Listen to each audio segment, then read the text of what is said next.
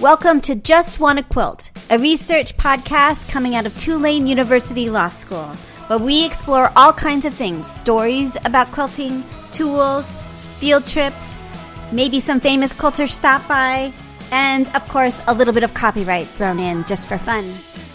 This is Elizabeth Townsend Guard. I'm a law professor at Tulane University Law School, and I just wanna quilt. So today we talked to Amy Aderman. She is a sales rep for Jaftex. She's local. She's actually how we got to Scott Fortunoff in the first place. We talked to her about her job and why she loves it so much. I am Amy Aderman, and I am calling from Lafayette, Louisiana. What's your first memory of someone sewing or quilting? Surprisingly, it's probably me sewing. I had one grandmother who did sew, but she lived a long distance, and I didn't get to see her very often. But I had another grandmother that I would not say was a sewer. She knew the basics of how to thread a needle and make a basic stitch if she needed to fix the hem in something, but she wasn't much of a sewer. And she needed to occupy me when I would stay at her house. And so she had some what we would now call probably charm squares, pre-cut, that she had got at the dime store. And she knew that I liked to do crafty things. And so she showed me how to thread a needle and gave me those little charm squares and showed me what she thought was how to make a quilt, which was not how we would make a quilt today. She thought you sewed right sides together, and we made little pillows and stuffed them with cotton balls and then sewed those together. Oh, that's great. That's very clever, isn't it? Yes, and I still have, that's my very first quilt, and I worked on it throughout my lifetime. And of course, once I had started with that method, there was no going back. Oh my gosh. Do you have pictures of that? Can you send me a picture of your little quilt? I'll probably take some pictures of it, yes, and send it to you. I love it. How is it held up? How is the cotton balls held up? It needs some repairs, but I eventually, when it was finished, it was so lumpy because it had such thick seams from all these multiple pillows getting sewn together that it was very lumpy. So I ended up putting another layer of batting and a back on the back of it all. So interesting. It's quite a heavy, interesting quilt. I love it. That sounds really interesting. Oh, that's really great. That's awesome. So have you quilted so that first experience, did you quilt all your life, or did you come and go with quilting? I did that first experience as a quilt, but I think it kind of got me hooked on sewing. After that, I got a toy sewing machine, and my mother had a sewing machine, and but again, she didn't really care for sewing. Occasionally, she would get inspired and feel like, as a mom, that she needed to do some sewing, and she would pull it out and usually get frustrated and not finish the project. So she would hand the instructions to me. I would have to sometimes figure it out. But I got really hooked at a very early age on sewing. So I sewed my whole life, and my mother always volunteered herself to sew things, which meant she volunteered me to sew. That's great. So she volunteered you. She's like, yeah, I'll sew that, and then handed it to you. Exactly. Yeah. She, would come home and say, "Oh, I'm on the decorations committee for this charity group, and I am making teddy bears, so you can help me make teddy bears." That's great. And I did a lot of things as a child. I sewed.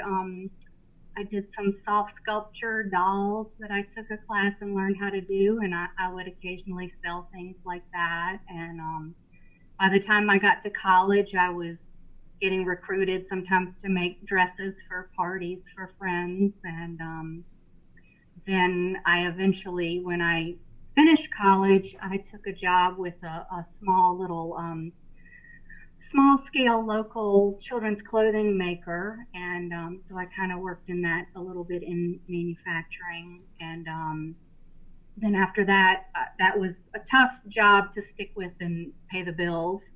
So I moved on to more office work, and after a while, I started kind of doing some home drape and home decorating, that I would do some work on the side that I did for years. And then I think it was about 2009, I decided I was tired of making things for other people, and I wanted to sew just for fun and get back to doing that. And that's when I took up quilting and joined the guild. And 2009. That's really interesting. That's such a moment in the quilt world. This 2008, 2006, 7, 8, 9, those years, something's going on, because a lot of things are happening, you know? Yeah, that's interesting. Yeah, I hear it over and over again. I'm getting really curious. Yeah, a lot of good stuff is going on right at that time. Okay, so how did you get from a hobbyist to being a sales rep for a major fabric company, Jaftex? How did that happen? How does that happen? In part wishful thinking for years, and in part just luck and timing.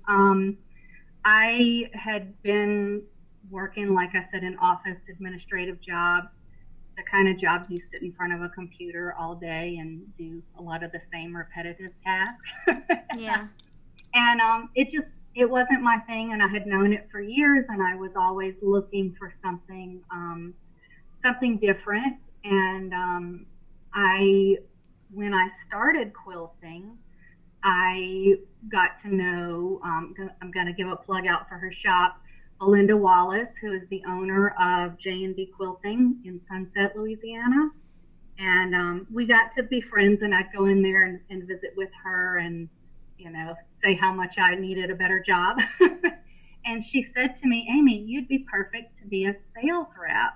That's what you need. And through so wait, just a second. So why did she say that? That's kind of, I would not, that's not the first thing that comes to mind when people say I need to change jobs. Why did she think that you would be good as a sales rep? Well, I think one was just knowing that I know, I sew, and I love fabric, and it's an environment I love to be around. She also knew that I was free to travel. I'm single and have no children, so I have the freedom to get on the road and do that.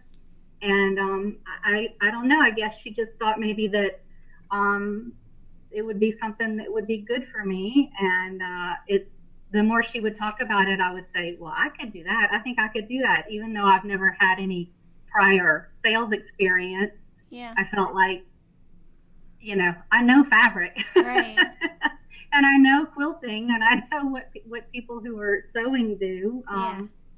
So she actually introduced me to who turned out to be the previous rep in my position, who gave me some leads and some ideas on how to sort of pursue a possible job in the industry. And it just so happened that not long after that, she called me. She was getting married and had decided she didn't want to do the traveling anymore. How interesting. That's amazing, right? Yeah. You called. So tell me, how did you have what happens? So she asked you if you would be interested, and then what happened? Did you apply for the job, or how did you get training, or sort of and that was for the company you work for now? Have you always been with Jaftex? Yeah, so that was with Jaftex. So her name was Megan, and Megan called me. I talked to her for a little while, and she said, I'm leaving, and they're going to be looking for another rep, and asked me if I have any ideas. And she said, I'd love to recommend you if I'm interested. So cool. So, she did, and I got a call from the sales manager from Jaftex. And we talked for a good while on the phone. And I think one of the things that is really important is that Jaftex likes to hire people who have sewing and quilting experience, because they feel that it really helps you to show the customer what they're looking for and to understand what their needs are. Yeah. So once I spoke with Cliff, who is the sales manager for Jaftex, it just seemed for both of us that it was a good fit, and it worked out where he said he would come down and meet me, and he came down. We scheduled some a week worth of some sales visits with some customers that we scheduled. And so we went out together and he showed me the ropes. So kind of showed me how all the samples we usually keep organized and what you do on a sales visit. That is super cool. So I think what I would love to do is sort of take me through first of all, you just gave a talk at the Gulf Coast State Quilt Association. I'm never get it right. The GS Gulf States Quilt Association, GSQA. Right. You did that just this last weekend, right? Right. So how was that experience? And you talked to, I heard that you were just a smash hit and people loved your talk. Like that's the buzz on the street. So well, thank you. I'm thrilled to hear that. I'm really flattered and happy to hear that they enjoyed the talk. Yeah, people loved it. They loved it. Spoken to a group, you never know. You don't. And it's weird because sometimes like you get some feedback, but sometimes they're just like, thank you. And then you're like, I'm not sure how that went. Yeah, so we had a little bit of technical difficulty, which is always frustrating. Yes. So I had a nice slideshow with all sorts of information that didn't work out. So I was a little more focused on trying to remember what I was talking about without my prompts and my slides. That's funny. That's interesting. Yes. How well do you actually know what you're supposed to be talking about? Right. It's like this moment. Right. That's really interesting. Well, what did you focus on your talk there? Was that kind of what we're going to talk about today as well? Probably so. Fabulous. They asked me. I met one of the people who was working on the programs for their meetings at one of their retreats, and she said, I just think it would be really interesting to hear about what you do. Yeah. And so that's pretty much. I kind of focused on what I do and what the life is like. Yeah. Being on the road, and I did talk to them a little bit about some of the things that I found interesting to learn, some of the terminologies and ways things work when a shop owner is shopping for fabric. Yeah, cool. And the big thing also that we talked about is everyone wants to know about fabric quality and quilt shop fabric quality. So yeah, I always ask that question. It's really interesting and confusing. All right, so where do you want to begin? So tell me about like your day. What do you do? What does a sales rep do? And why are they important? Why do we need sales reps? Well, I think the main reason is that these shops are located all over the place and they're not able to necessarily always go to a market or something where they can actually shop for fabric. And there's constantly new fabrics coming out. So you need to get those fabrics in front of them and let them see them so they can decide what they want to order. And they constantly need new stuff. They're selling stuff, but their customers are also always looking for what's fresh and new. Yeah. So they need to constantly be revolving, and getting new fabrics into their shop. And I know you've been to market. Yes. So you can only imagine for a shop owner how overwhelming it is. So overwhelming. I don't know how you would do it. It's just there's like, especially they have these like it's overwhelming in general. But then they have like these tables with books and sales reps and people talking, and it's really, I don't know. I'm not very good at like. I think it would be really overwhelming. I've heard some shop owners go so they can experience it, but they like it when their sales rep comes to their shop because it's just they have more time to think. Right. But they still like market. Market's like they can get a sense of sort of everything, but they're not necessarily. Some are ready to buy, but others are kind of need a little more time to think it through. Yes, and they do. Most of my customers are close enough that they can attend market. It's reasonable for them to afford to drive to Houston. Because we're for context, because again, we're preserving it historically. So we're here. You and I are both here in Louisiana. Right. And that's where your territory is? Are you all Louisiana? Is that where you're... I cover Louisiana, Mississippi, Alabama. Oh, my gosh. The portion of Florida that's under Alabama. Uh-huh. And I cover the Nashville and west side of Tennessee area. Wow, that is huge... Are you just on the road all of the time? When every time we have a new release come out, I'm Uh-huh. on the road for a good bit of time. Wow. Um, That's so, amazing. a lot, there's not a quilt shop everywhere. I have a lot along sort of the I-10 corridor, and then some that are scattered. There's a lot of rural areas in that territory where there aren't any quilt shops, and then I'll have some a little more of a cluster in like Huntsville and Nashville. But I also have some of those shops only see me, maybe twice a year. So I'm not seeing every single one of the shops in that territory every release. But I kind of cycle and try to get to all of them as often as I can. But some of the shops that are smaller, they don't buy fabric they might buy twice a year. Yeah. So, Interesting. And do you see a big difference of what shops buy? I mean, we always talk about quilt shops being different, like, oh, that's one that's really into batiks or whatever. Do you see that in your... Yeah? Yeah, absolutely. I not only see it within my territory, but I see it when we have conference calls and when I interact with some of our other reps throughout the country. And I hear what they sell versus what I sell, and there is a difference in a regional area. I find, when I compare notes with the rep that's in Florida, the southern coastal area very much likes bright colors and really fun, exciting fabrics. And as I go further north, when I get up into, say, Huntsville and Nashville, is where I start to sell some of the more traditional prints, and where they're looking for things that are more like your reproduction fabrics and some of the much more traditional fabrics. Interesting. So interesting, isn't it?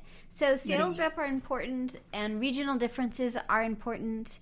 That's really interesting. And I carry a lot of very different fabrics, and I always think it's interesting how I'll go to one shop one day and they'll love certain things, and that afternoon I'll go to a different shop and everything that I just sold they'll hate. Really? So they all have their different style and their different tone, and a lot of that I think depends on the owner, who usually tends to buy what they personally like, and that kind of sets the theme for their shop. Yeah. And they attract the customers that have similar tastes to what they are buying. So as a sales rep, it seems like you have to get to know the shop so that you know what to pitch to them. Is that right? You do, but I kind of sometimes they'll surprise you. So I do have a few that I know. Like I have a couple of shops that aren't so focused on quilting. And so for them, they're not as interested in seeing quilt panels and traditional fabrics. They might have more of an interest in children's clothing. So they might be interested more in the juvenile prints and some of the small scale prints that work for smocking or things like that. So that's a little different, but at just a typical quilt shop, I sometimes know what they're looking for and what they like, but for the most part, I let them flip through everything because you never know. And tastes change, and their style will change, and what their customers are looking for, changes. So we went to the warehouse in South Carolina, which was a blast. We met Scott there a few weeks ago. We haven't posted about that too much yet, but it was so much fun. And the amount of fabric, it was just so pretty. Oh my gosh, it was so pretty. So tell me, and then we watched how they filled orders, and that was really cool. So we saw the paper of like what they were pulling, how they were pulling the bolts. Take us through like what your part of this whole process is. So you go to the shop, what do you have with you? Right. And sort of how does it all work? So, well, before I go to the shop, I have to make appointments with the shop. So typically every release, we'll get a shipment of swatches and the actual samples. So I anxiously await those samples, and as soon as I get them in, I've kind of got to organize them and review them and make sure I know what I'm looking at and what I'm going to show the customer.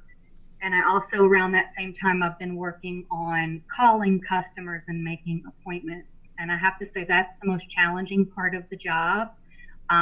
There's so much logistics of when shops are open, when the owners can see you. They're teaching classes. They're going to, you know, maybe a sewing machine dealer conference. Right. And do you use any kind of like technology, or like are you just like calling them and putting them into your calendar, or like how are you keeping it organized?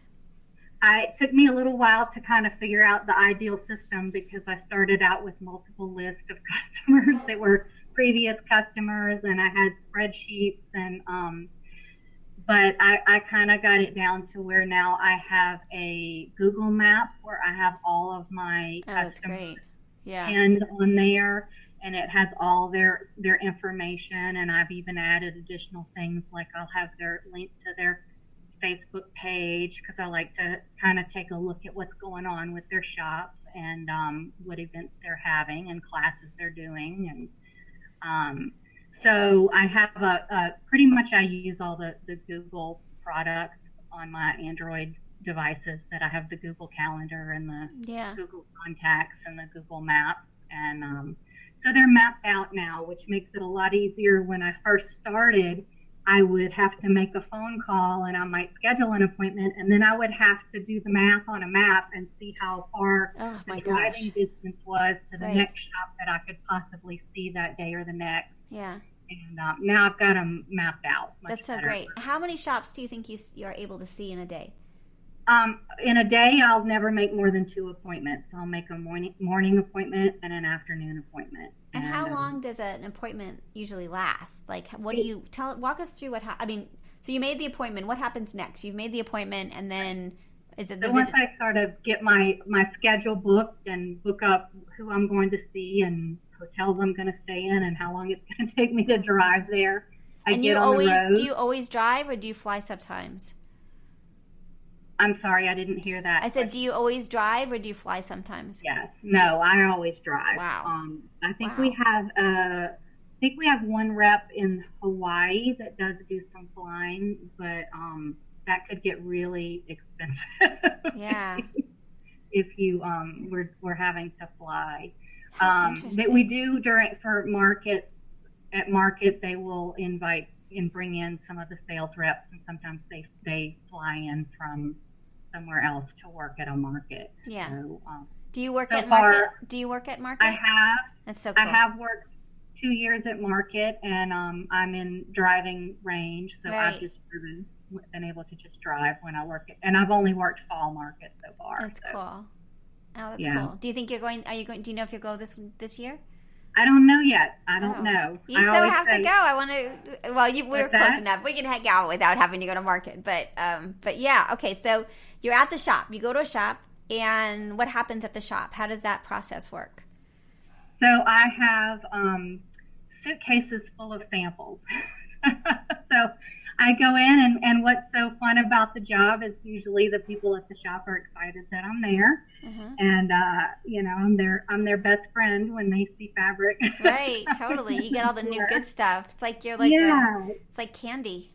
Yes, exactly. So I go in, and they'll have an area where they like to set up, and I'll drag my suitcases out of the car, and usually I'll start just showing them what's new and letting them know what we have. Different shops look at different things. So much of when we get a new release, the fabrics that they're looking at that we just got now for July are not going to ship until like December through March. So they're pre-order. So a lot of customers only look at the newest stuff because they have sort of a budget for every month, and they'll say, I can't order anything before November. I've already spent my budget, but I need things to come in November, December, January. So we'll focus on when they need to get it, and I'll show them those items. But some other customers, they might say, I need items that I can get now.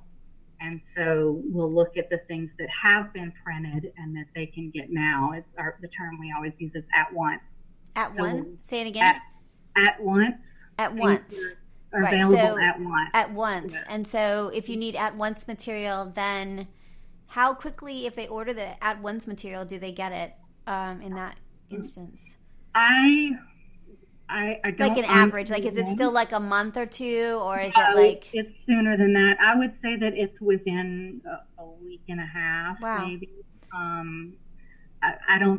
I don't always see that end of it because they order it for me and then it ships to them, and right, you don't. That's not your part, right? That's really interesting. Right. So okay, so they think, okay, I want these 5 things, or how much do they typically order? Are they ordering like 5 things, or like 500 things, or does it vary from shop to shop? It varies. It varies a lot from shop to shop. We have minimums, and so they'll have a minimum of what they have to order per delivery. So say if they're ordering, say, for November, we'll have a minimum that they have to meet of usually it's 5 bolts that they have to order per shipment, and that's per company. So if we're looking at Blank Quilting, it would be 5 bolts from Blank, or if we're looking at StudioE, it would be from StudioE.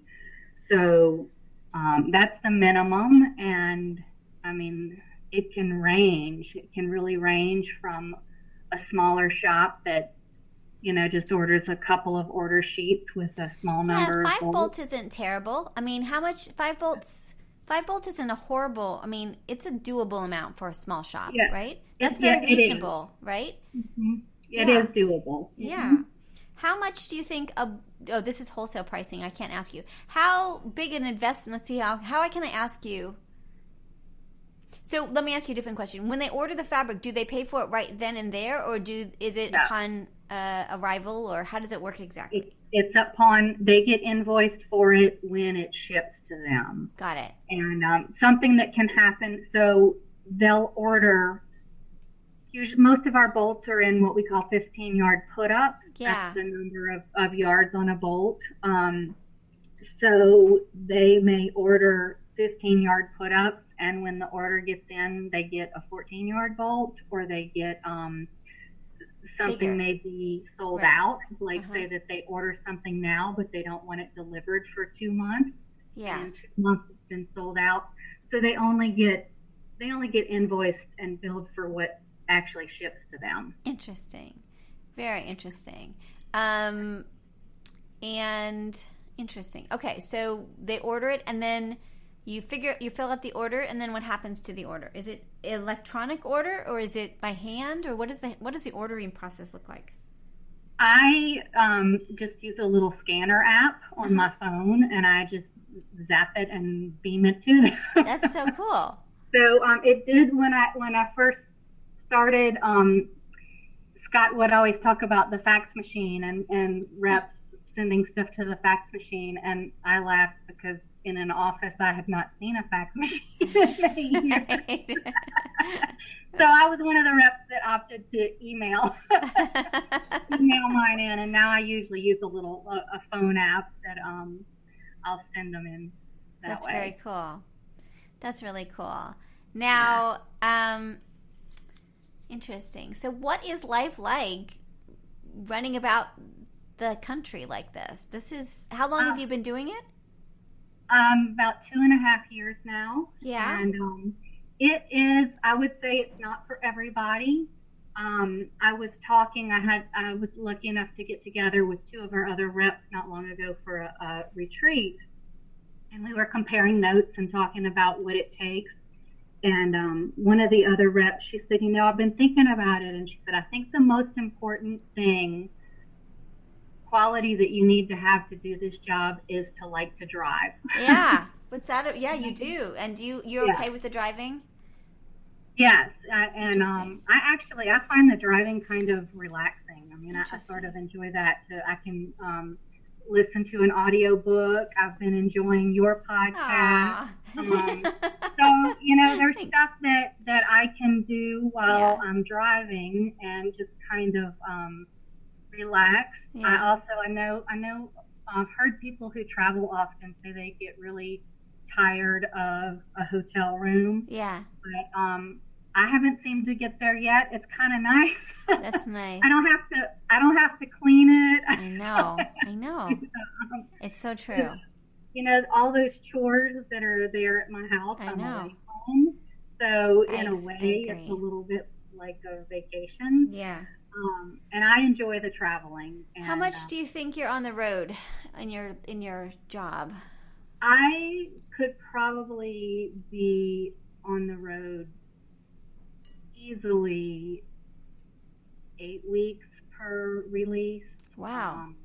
Sometimes it's not. I'm lucky enough that I do have a lot of my territory that I can see without a hotel and without being on the road. I have family, you know, across South Louisiana, so I have a lot of shops, even when I get into Mississippi, that I can make a day drive and not have to sleep over somewhere. And I've got family with a place that I can stay in central Alabama, so I can kind of go and stay there and work from there to go up to Nashville and Huntsville.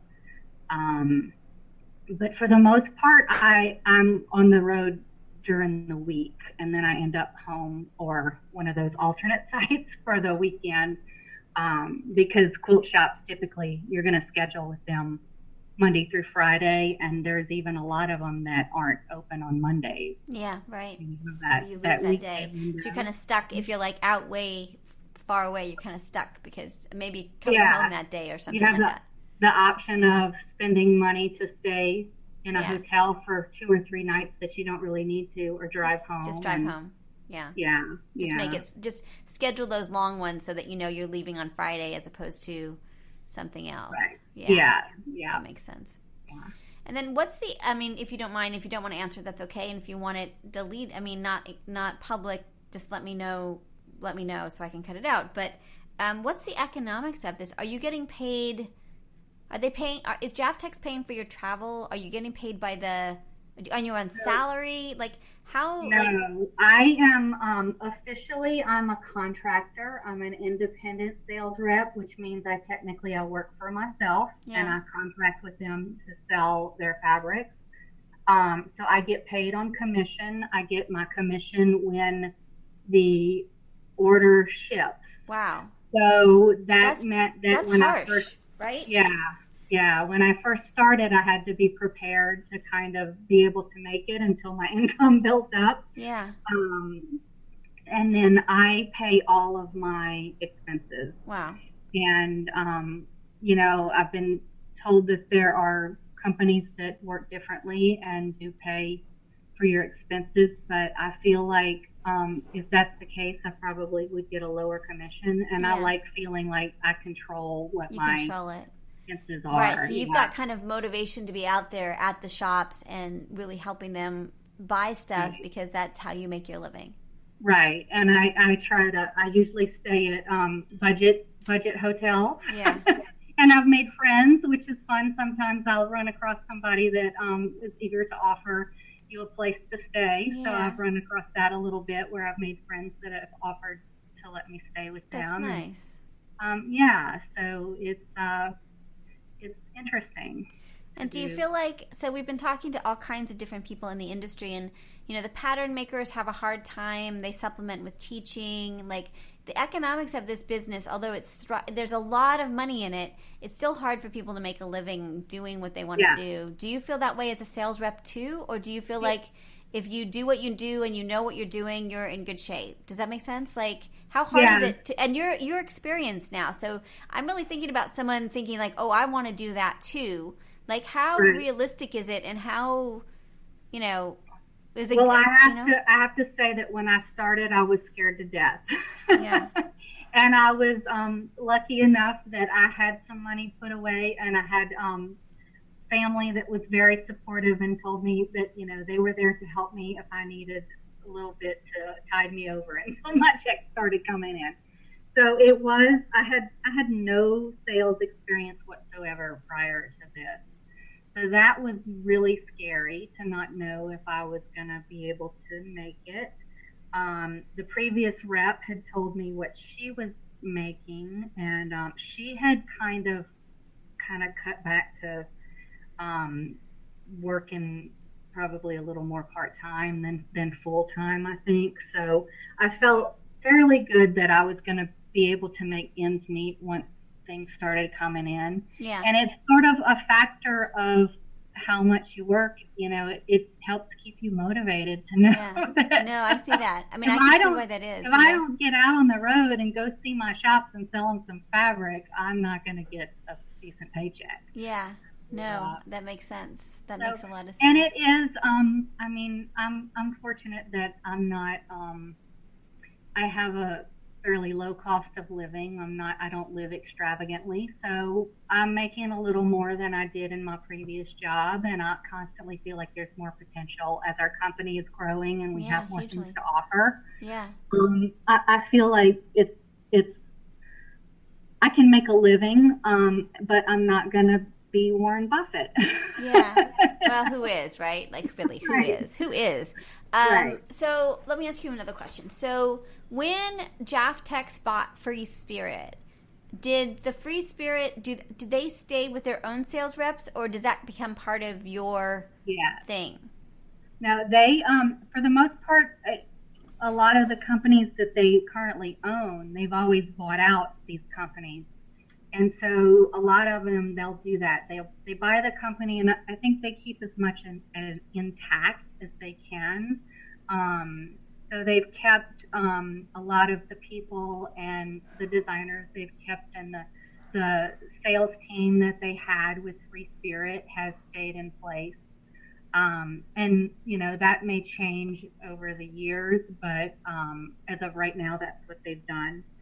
So I have a little bit that our reps are carrying of FreeSpirit, some basic things and a few lines, but the majority of the FreeSpirit lines are mainly available from the reps that were with FreeSpirit prior to the purchase. That's really interesting.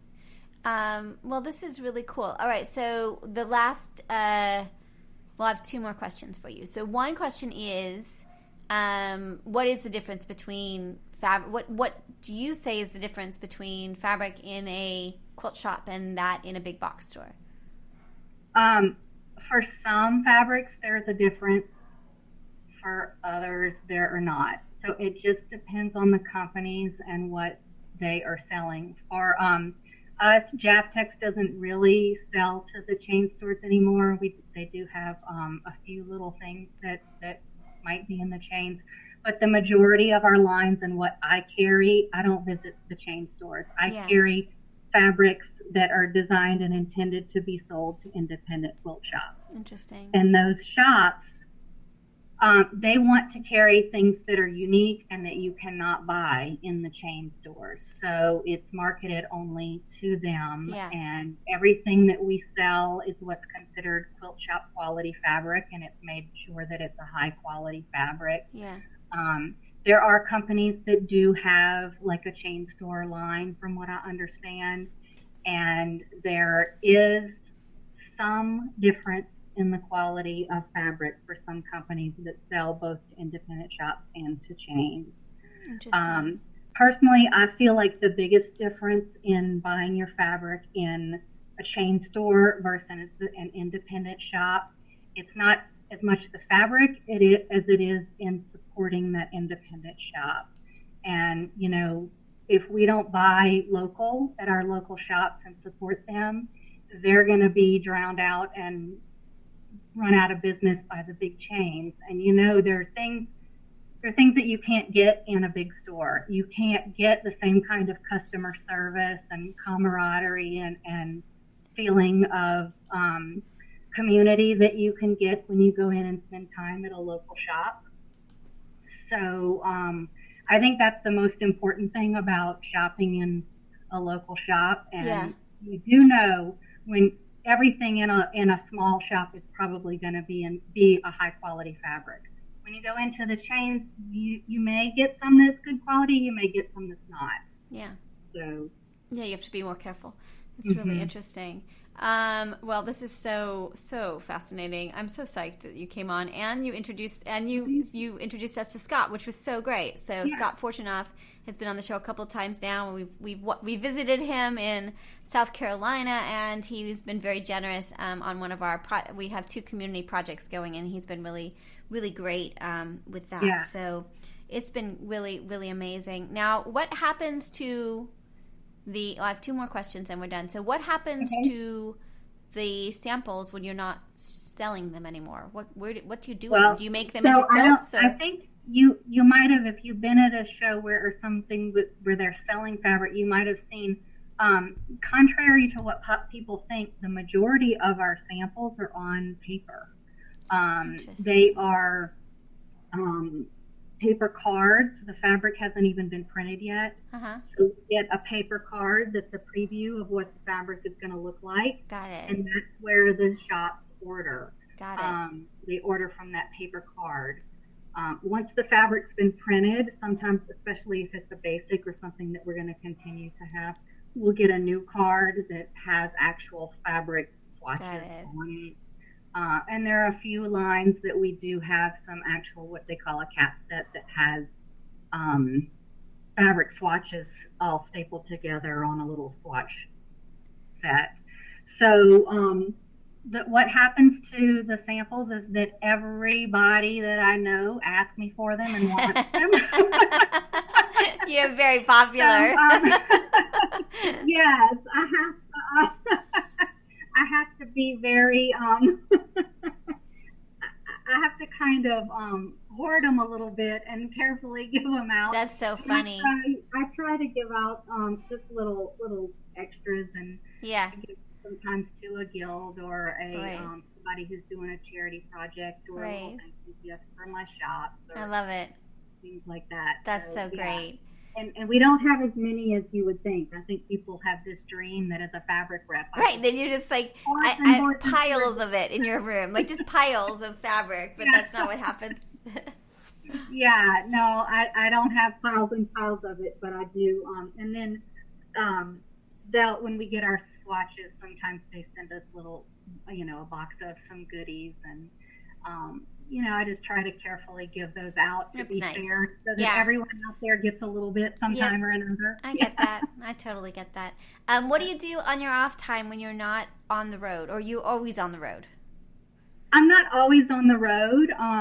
I do, a lot of times when I get home, I feel like I have to do house chores. I've been away, and the grass is 6 feet tall, and but I am a sewer and a quilter, and since I've had this job, I don't get as much time to quilt, so I do really make an effort to try to attend some of the guild retreats. That's great.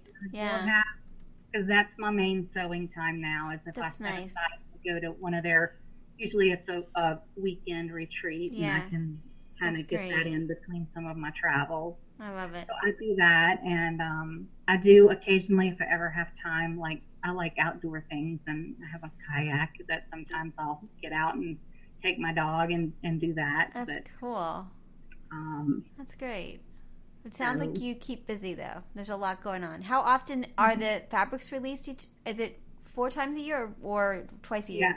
Our company different companies have different numbers of releases, but Jaftex usually has 4. Occasionally we've had 5. That's incredible. And if you're on the, there's always the releases that coincide with the fall and spring market. So we always have an October release right before fall market, and a May release about the same time as spring market. And we usually have one in January and one in July. One year since I've been with the company, we had another release, an extra release in March, and so it just depends on. What do you do with your dog while you're gone? She has a number of dog kennels that she goes to across the South. Really? Does she come with you? She comes with you. She goes with me. I never take her with me like when I'm actually working, but I might take her with me the weekend I'm traveling before, and then she'll stay in a kennel during the work week. And then And then I've been lucky enough to find a dog sitter that lives right behind my house. Yeah. And now she gets to stay when I leave her here at the house. She has a dog sitter that comes, and she's much happier staying at home than she is. That's nice. Is she a good traveler? She is. She's a good traveler in the car. I had one time where I did a dog-friendly hotel with her, and that was not so great. Really? She wanted to bark at everything every night here in a hotel. Yeah. So we don't really do that anymore. Yeah, when we did evacuation, we had to evacuate with our dogs when they were little because it was just a few years ago. And and as you walk down the hallway, because everyone had evacuated, it was just bark, bark, bark, bark, bark, bark, bark. Every door. It just made for a high stress night because you don't want to disturb people, and the dog's unhappy, so that's hard. Yeah. I think she was perfectly fine. I think it just was me that was stressed out. Got it, because she's just barking. Yeah, so you understand when I had to go grab the dogs. Absolutely. That must have been a nightmare. Yes. Well, that's really interesting. Well, this is really, really cool. I hope we get to meet when you're in New Orleans. I just think this is so cool. And, I just think it's really awesome. So, well, I really have been enjoying your podcast. It's been really, one, it helps give me something to listen to on the road, which is always nice. That means a lot. When, I have a shorter trip and I don't want to commit to a really long 8-hour audiobook. And I just need to have some of those shorter things to listen to. But it's also been really interesting for me I still consider myself a newbie. So some of the people that you've talked to in the industry, I've really been learning a lot from. So. Isn't it amazing? They're so generous with their time, like you are, and it's remarkable. I mean, I feel like I get it a little bit more now. It's starting to all kind of make sense. I think we have a little bit further to go. There's a few more interviews I'm hoping to get to at Market, connect to people, but. Yeah, it's really interesting what this thing is that we're a part of. It's so interesting, right? And that's the greatest thing about it too is the people that I see. They're business people, so they have some of the same worries that everybody who's in business has. Yeah. But for the most part, they're not. They're much more relaxed, happy people. They aren't stressed out, Well, it seems like in the office world where they have constant deadlines and constant stress. So interesting. It seems like there's two kinds of people. There's either the people that are like you and me. Well, I'm not. Well, me on sort of. I'm still a law professor, but that we like to quilt and we sort of jump in different ways. And that there's that. I want to open a shop or whatever it is. And then there's those that are part of a family business and they're part of they just grew up in it. Mm-hmm. But we all kind of. Except for the kids that kind of grew up in it. There's a lot of us that just decide. That's what we want to be, and that's what we want. It's a choice, which is, I think, a little bit different than if you. I don't know. I just think it's people like being part of. You know what I mean? There's a kindness. People who choose to be in this they're doing it because they love fabric and cuddly things, and it's fun, and people are coming into their shops for fun and for something that they're doing with recreational more so than or they're making something special for a family member or whatever it is. It's different than, say, going to the shoe store. Yeah, and it's such there's such a sense of community. The people that I have met and the people that I run into, I'll be across in another state and I'll run into someone that has a connection with people here, and it's just interesting the connections that people make because it's a community, and even I think prior to the real connection that we now have online, I think people have been connecting through quilting. That's interesting. That historically this is about connecting, and that even now it's still about connecting. That stayed as part of the tradition. It is, and that's probably the main reason when I joined a guild. I had been sewing my whole life. I could sew at home alone. I was on the hunt for. I never knew anyone else who sewed, and I had heard that there are sewing guilds and that there are those kinds of groups, and I was seeking them out. And since I found the guild, that's who I hang out with now. That's amazing. I mean, it really is. I mean, I think that's part of why we started. I mean, we called ourselves the Quilting Army, which is ridiculous. But when we started the Facebook group, part of it is the experiment part of it. But also, I didn't want to do the project alone. I had done so many projects in my life by myself or with students that graduated. Right. And now we're almost at 1,000 members in the Quilting Army. Now, I mean, and that's not big for Facebook, but that's 1,000 people that are like hanging out and like spending time together. And it's awesome. I mean, the conversations they're real and they're serious and they're fun and they're funny. And I think, again, it's that community thing. It really is a huge part of the program. I mean, the project is the community. It's really, really cool. It is. So. It's fun. So I am enjoying the job, and I love the group. I mean, you said you've met Scott and some other people that I work with, and it's just great people, and it's a fun thing to do. It's fabulous. Well, thank you for your time. This is so great. See, we didn't say we were really good. We were good for everything. Although we went way past a half an hour because, there's too much to talk about. Do you need to review this? Do you want to review it before I post it, or do you want me just to go ahead and post? I don't think I've said anything that I wouldn't need. I'll trust you and to edit out anything that you think. Yeah, well, why don't we just do this? Because I'm more nervous. Let me just review it, and then I'll send it to you. And once you review it, I'll post it. Does that sound like a good plan? Sounds good. I'm sure everybody hates that part. I really don't want to listen to the sound of my own voice. Oh yeah, you get over it really fast. It's not really. Yeah.